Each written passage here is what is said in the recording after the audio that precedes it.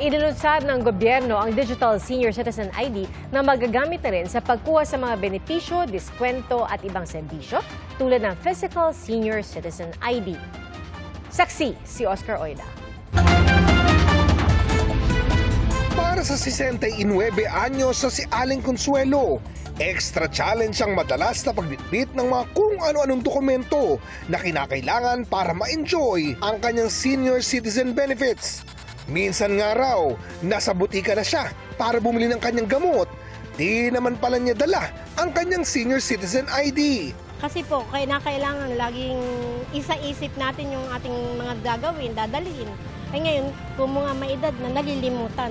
Pero good news para sa mga gaya ni Aling Consuelo. Kaninang umaga lang, pinangunahan ng Department of Information and Communications Technology o DICT at National Commission of Senior Citizens ang paglulunsad ng Digital National Senior Citizens ID o NSCID sa pamamagitan ng eGov.ph Super App. Layunin ng programang ito na gawing mas madali para sa mga senior citizen ang pag-access sa kanilang mga benepisyo, diskwento at serbisyong pangkalusugan na hindi na kailangan ng madaming pisikal na dokumento. Kaya this program, mapapadali yung kanilang application at pag-access upang masigurong ang kanilang benefit ay maibibigay sa kanila. Yung may mga eGov.ph app na, wala na daw kailangang gawin.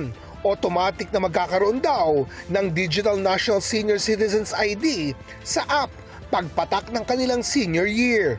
Di na kailangan ng karagdagang registration.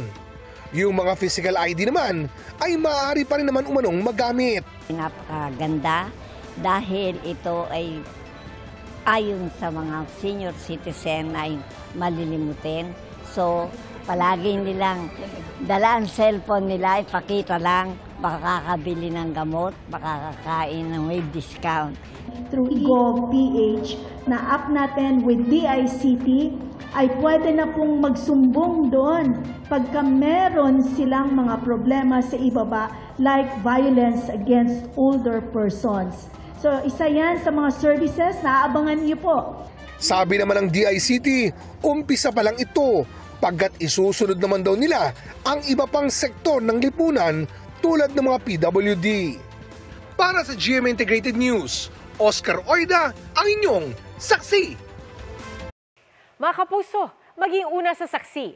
Mag-subscribe sa GMA Integrated News sa YouTube para sa iba't ibang balita.